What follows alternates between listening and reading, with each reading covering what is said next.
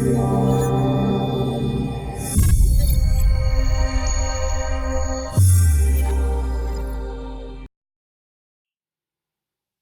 I'm Claire Oates from Animal Energy Therapies, and I'm an animal kinesiologist. Over the next 5 days, I'm going to introduce you to the top 5 flower essences that I use and that often come up in my kinesiology sessions with animals. Now, each flower essence has its own vibration and it has an emotion that's attached to that vibration. And when this flower essence comes up for your animal, it can explain the emotional reason for a problem behaviour you might be having with your animal, whether it's a fear, a phobia, or aggression. The first flower essence I'm going to introduce you to is called Devil's Claw, and it's a desert flower essence. So that is slightly different to Bach flowers. It's just a different range, but I use 3 different ranges when I'm working with animals. So this one comes up for animals who can be overexcitable. That's the kind of behaviour you would be seeing. And they may be using inappropriate behaviour at the wrong time. So the emotional aspect to Devil's Claw is how the animals change themselves to try and fit what you think they want, what they think you want from them. So you often see this come up in working breeds such as Kelpies, Border Collies, those types of dogs, German Shepherds even, where they're bred to do a very specific function, and they're bred to take commands from their owners. So they're waiting on you telling them what to do. Now we forget this because we just have them as pets often, and inappropriate behaviours can start to show up because the dog is really trying to communicate with you and find out what it is you want. What do you want me to do? What am I supposed to be doing in this situation? And often this shows up in situations where the owners are correcting the dog the whole time. So for example, say you had a dog that barks or herds children or is manic around other dogs or overexcitable. Often we're constantly correcting that behaviour. So we're going, don't do that, oh, and don't do that, don't do it then. But we forget that we need to explain to the animal what it is supposed to be doing. Now, some breeds, some of the more easygoing breeds, this isn't an issue. They'll just figure it out, that's fine. But those breeds that have been selected to work purely on our voice and on our body language need to be shown what to do. Otherwise, they're going to offer something inappropriate. So this often shows up for those types of animals. And using this flower essence, what we can do is we can sort of combat those high emotions and that inappropriate behaviour and reduce all the emotional intensity down to the point where we now have a space where we can show the dog what we do want it to do. So instead of barking, we can calm it to the point where we can introduce rewards and go, okay, I want you to be quiet, and if you're quiet, yay, good dog, and I will reward you for it. Or if it's herding children or getting overexcitable, we want to reward it and show it that, yeah, the thing I want is I want all 4 feet on the ground and I want you to just stay there until I send you on. So instead of overreacting and jumping or leaping around, I want you to just be still when I ask you to. That's the behaviour that we want. So using this flower essence kind of calms everything to the point where this dog is now able to learn what it is that you do want.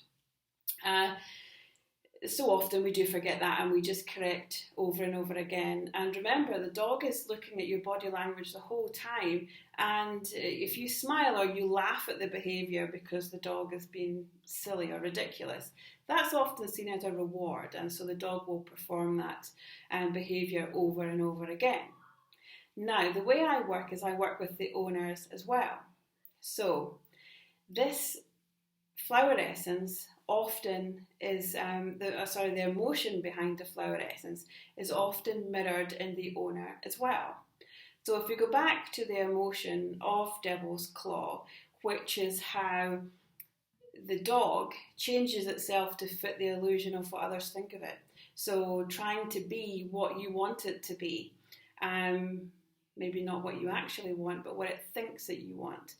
And when we then move that to the owner, often the owners are at the same point in their life where they are just trying to please people. They're trying to do what they think others expect of them.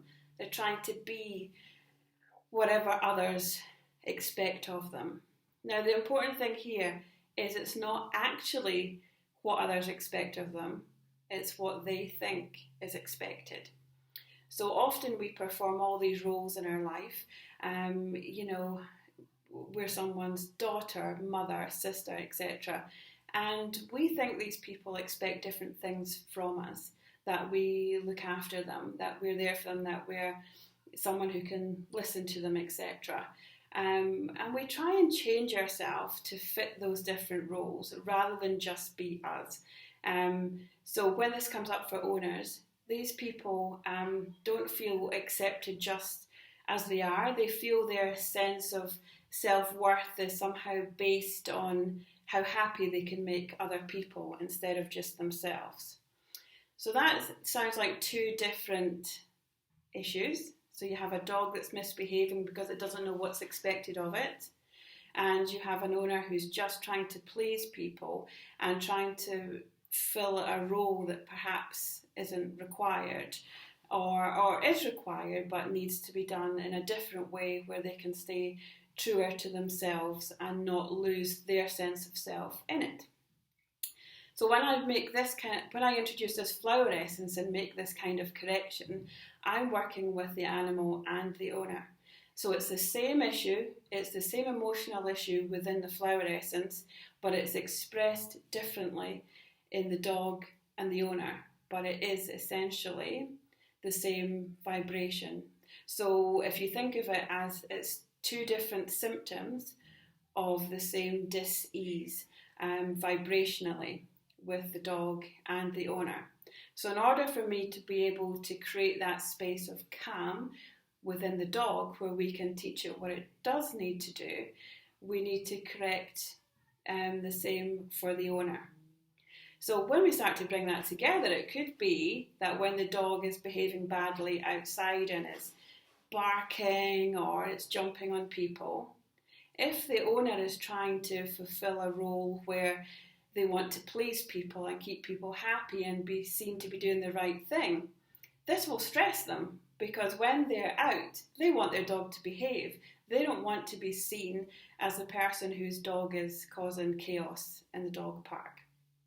So that's how the owner's expression of that emotion starts to create a bit of conflict when they're with their dog.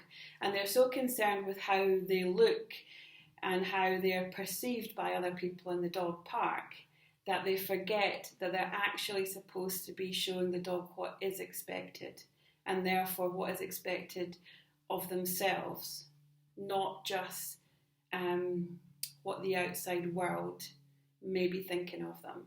And remember, again, it's always the owner's perception. Often when you're at the dog park, no one really cares. Everyone's just worried about how their own dog is behaving. But we somehow project that outwards, and we're very concerned about how we're perceived by others. So that's Devil's Claw, the desert flower. It's one I use all the time, and when used, it can make a huge difference to the animal behaviour and can really free up the owner from that sense of obligation that they have to others, and allows them that place of calm and centre where they can then turn their attention to their dog and start to lead by example. So we'd love to hear your thoughts on that. If you've used this flower essence or you think it might be of use for your animals, then drop me a message down below and we can have a little discussion about it. So thanks very much, and I'll see you tomorrow where we'll be talking about a different flower essence.